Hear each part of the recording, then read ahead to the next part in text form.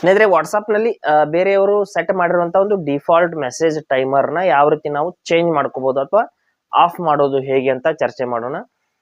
ನಮ್ಮ ಒಂದು contact number ನ ಒಂದು ಲಿಸ್ಟ್ ನಲ್ಲಿ ನಮ್ಮ ಸ್ನೇಹಿತರು ಯಾರಾದ್ರೂ ಅವರ ಒಂದು ಡಿಫಾಲ್ಟ್ ಮೆಸೇಜ್ ಟೈಮರ್ ನ ಸೆಟ್ ಮಾಡಿದ್ರೆ 24 ಅವರ್ಸ್ ಇರಬಹುದು ಅಥವಾ 90 ಡೇಸ್ ಇರಬಹುದು ಅಥವಾ 7 ಡೇಸ್ ಇರಬಹುದು.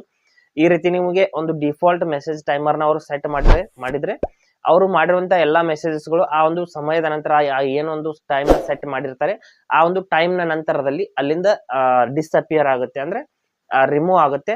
ಅವುಗಳನ್ನ ಯಾವ ರೀತಿ ನಾವು ಬೇರೆಯವರು ಸೆಟ್ ಮಾಡಿರುವಂತ ಒಂದು ಡಿಸ್ಅಪಿಯರಿಂಗ್ ಮೆಸೇಜಸ್ ನ ಒಂದು ಟೈಮಿಂಗ್ ನ ನಾವು ಯಾವ ರೀತಿ ಆಫ್ ಮಾಡಬಹುದು ಅಥವಾ ಬದಲಾವಣೆ ಯಾವ ರೀತಿ ಮಾಡಬಹುದು ಅಂತ ನಾನು ಸಂಪೂರ್ಣವಾಗಿ ಇವತ್ತು ಹೇಳ್ತೀನಿ. ಹಾಗೆ ನಮ್ಮ ಚಾನಲ್ಗೆ ಮೊದಲು ಬಂದಿದ್ರೆ ದಯವಿಟ್ಟು ನಮ್ಮ ಚಾನಲ್ ನ ಸಬ್ಸ್ಕ್ರೈಬ್ ಮಾಡಿ ಮತ್ತು ಪಕ್ಕದಲ್ಲಿ ಇರುವಂತ ಬೆಲ್ ಐಕಾನ್ ಅನ್ನು ಪ್ರೆಸ್ ಮಾಡಿ ನಮ್ಮ ತಂತ್ರಜ್ಞಾನ ಆಧಾರಿತ ಬೃಹತ್ ಕುಟುಂಬದ ಸದಸ್ಯರಾಗಿ. ಸ್ನೇಹಿತರೆ, ಇಲ್ಲೊಂದು ಕಾಂಟ್ಯಾಕ್ಟ್ ನಂಬರ್ ನಾನು ತೋರಿಸ್ತಾ ಇದ್ದೀನಿ, ನೋಡಬಹುದು. ಈ ಒಂದು ನಂಬರ್ ನಾನು ಸೇವ್ ಮಾಡಿದ್ದೀನಿ. ಈ ಒಂದು ಕಾಂಟ್ಯಾಕ್ಟ್ ನಂಬರ್ ನಿಂದ ಇಲ್ಲಿ ನೋಡಬಹುದು ಮೆಸೇಜ್ ಟೈಮರ್ ಅನ್ನೋದು ಅಪ್ಡೇಟ್ ಆಗಿದೆ. ಇಲ್ಲಿ 2 ರಿಂದ 3 ಬಾರಿ ಇಲ್ಲಿ ಅಪ್ಡೇಟ್ ಮಾಡಲಾಗಿದೆ. ಈ ಒಂದು ಮೆಸೇಜ್ ಟೈಮರ್ ನ ನಾವು ಅವ್ರು ಅಪ್ಡೇಟ್ ಮಾಡಿದ್ರು ಕೂಡ ನಾವು ಚೇಂಜ್ ಮಾಡ್ಕೋಬಹುದು. ಯಾವ ರೀತಿ ಅಂತ ನಾನು ಹೇಳ್ತೀನಿ. ಇಲ್ಲಿ ನಾವು ಚೇಂಜ್ ಮಾಡ್ಬೇಕಂದ್ರೆ ಏನ್ ಮಾಡ್ಬೇಕಂದ್ರೆ ಇದೇ ಒಂದು ನೋಟಿಫಿಕೇಶನ್ ಏನಿರುತ್ತೆ ಅದ್ರ ಮೇಲೆ ನಾವು ಕ್ಲಿಕ್ ಮಾಡ್ಕೋಬೇಕು. ಮಾಡಿದ ನಂತರದಲ್ಲಿ ಇಲ್ಲಿ ನೋಡಬಹುದು 90 ಡೇಸ್ ಅಂತ ಸೆಟ್ ಮಾಡಲಾಗಿದೆ.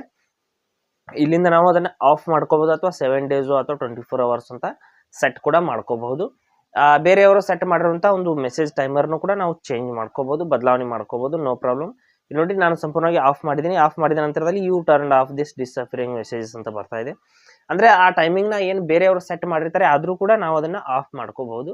ಹಾಗೆ ಸ್ನೇಹಿತರೆ, ಕೊಟ್ಟಿರೋ ಮಾಹಿತಿ ಸಂಪೂರ್ಣ ಮತ್ತು ನಿರೂಪಣೆ ಮಾಡಿದ ಶೈಲಿ ಉತ್ತಮ ಅಂತ ಅನಿಸಿದ್ರೆ ವಿಡಿಯೋನ ಲೈಕ್ ಮಾಡಿ ಮತ್ತು ನಿಮ್ಮ ಸ್ನೇಹಿತರಿಗೂ ಕೂಡ ಶೇರ್ ಮಾಡಿ. ಹಾಗೆ ಇದ್ರ ಬಗ್ಗೆ ಸಮಸ್ಯೆಗಳು ಡೌಟ್ಗಳಿದ್ರೆ ಕಮೆಂಟ್ ಅಲ್ಲಿ ಅವಶ್ಯವಾಗಿ ತಿಳಿಸಿ. ಮುಂದಿನ ವಿಡಿಯೋದಲ್ಲಿ ಮತ್ತೊಂದು ಹೊಸ ವಿಷಯದೊಂದಿಗೆ ಇದೇ ರೀತಿ ನಿಮ್ಮ ಮುಂದೆ ಬರ್ತೀವಿ. ಎಲ್ಲರಿಗೂ ಟೇಕ್ ಕೇರ್.